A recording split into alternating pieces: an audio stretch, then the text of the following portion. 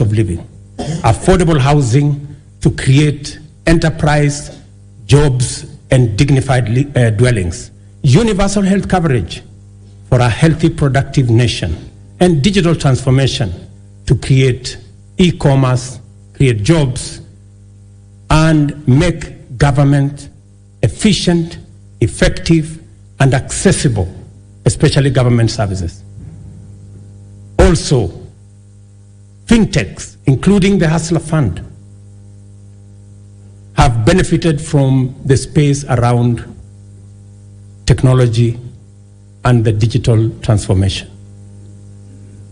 By virtue of the internal coherence of our constitutional dispensation, national values and principles of governance set out core directive precepts whose observance imbues every decision and action with implicit constitutionality. To the extent that our plan is aligned with Article 43, the implementation of the bottom-up economic transformation agenda is a program to intensify the actualization of national values with a special focus on citizens at the bottom of the pyramid. From the first day in office, we have worked hard every day to move our agenda forward amid many challenges to forge a path in the direction of progress. This is the essence of our commitment, to make progress despite challenges and move forward by overcoming great obstacles.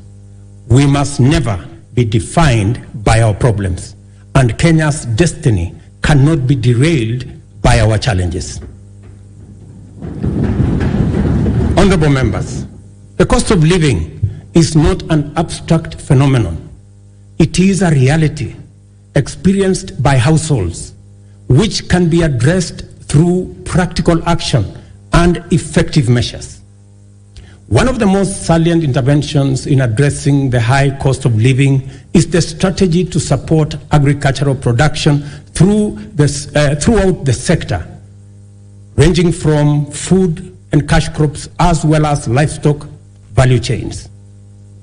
I am committed to put the shame of hunger behind us once and for all. We rolled out a countrywide farmer registration and fertilizer subsidy program that has made available 5.5 million bags to farmers across Kenya.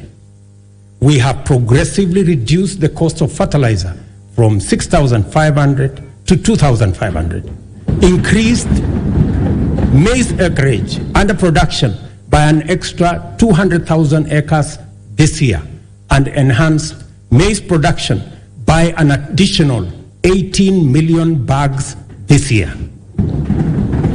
As a result of these interventions, today, a 2-kilogram packet of maize flour is selling at a low of 145 and a high of 175, depending on the brand you buy, down from 250 shillings a few months ago. The famous gorogoro of maize is selling at between 60 and 75. Honorable members, you know how much it costed a few months ago. We have also established 22 new fish landing sites in 9 counties in Nyanza and the Coast region. We have funded and organized beach management units into cooperatives, set up 2 hatcheries in Kabonyo in Kisumu County and in Shimoni in Kwale County. And we are in the process of completing Liwatoni fish processing plant in Mombasa by end of next month, and Shimoni Fish Port by the end of next year. Again, to bring our blue economy resources into the realm of food production. To achieve efficiency, transparency, and accuracy in fertilizer distribution, we enrolled farmers on a digital register with accurate details of the location and acreage of their agricultural land holdings. This database enabled us to implement an e-voucher system through which farmers received their fertilizer consignments for planting and top dressing of maize, tea, coffee, rice, potatoes, cotton, edible oils, sugarcane across the country. Our farmers are the best people to speak about the success of the fertilizer program. Yesterday, I spoke to several farmers in different parts of the country. Ms. Alice Nato, a single mother in a place called Milo in Bungoma, told me that the 2,500 fertilizer had doubled the yield in her farm from 52 bags of maize last year to 120 bags of maize this year. Another farmer, Mr. Albert Muni from Embu, appreciated the impact of fertilizer subsidy had in his farm and asked me to work out a way that the fertilizer can be delivered closer to the farmers rather than at the National Cereals and Produce Board depot. I assured him that I will work with the governor of Embu and with all governors to actualize his proposal for him and for other farmers who believe the same. But it was Mr. Samuel Chacha of Kuria who graphically painted the picture of transformation the fertilizer subsidy has done in his farm. With a phrase that struck my mind, he simply told me, Mr. President, shamba yangu ina meta.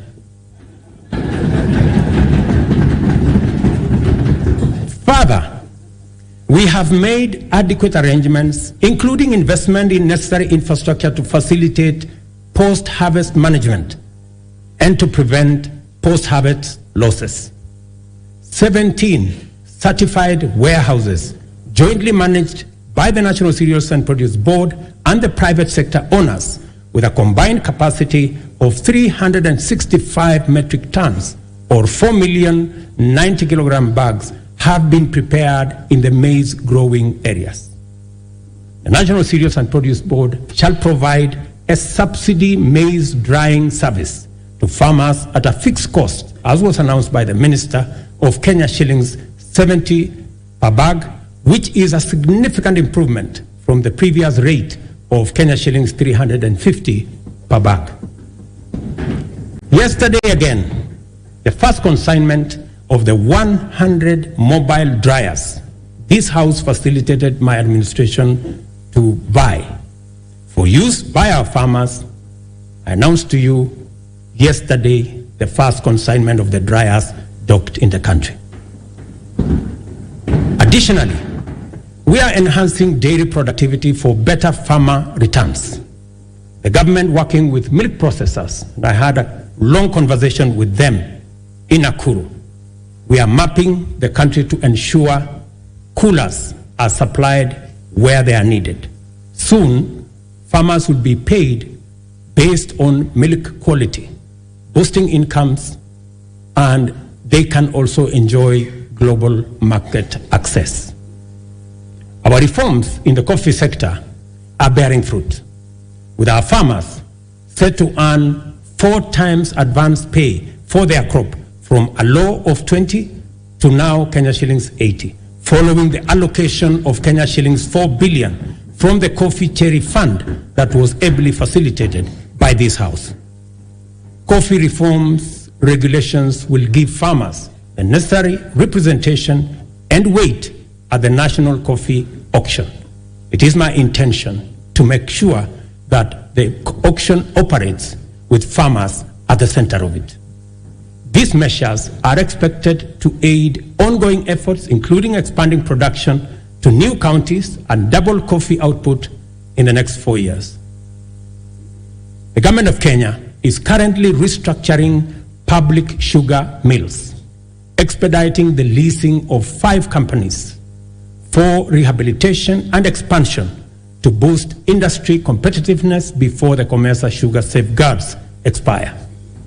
The objective includes creating a competitive sector, raising farmer incomes, and enhancing productivity. This House agreed with my cabinet that we waive Kenya shillings 117 billion non-performing debt for government-owned sugar factories, for which I am grateful to this House. This House also approved 1.7 billion shillings that will go into paying farmer arrears and other complications that arose out of the challenges our sugar sector was facing. I want to promise this House that in the next couple of weeks, we shall be dispersing that money so that farmers in the sugar growing area can go home for Christmas with their money. As earlier indicated, our public borrowing had long crowded out the productive sector from the financial markets, raising the cost of credit and slowing down trade and commerce. As I told Kenyans on my first day in office, times were difficult and many people are struggling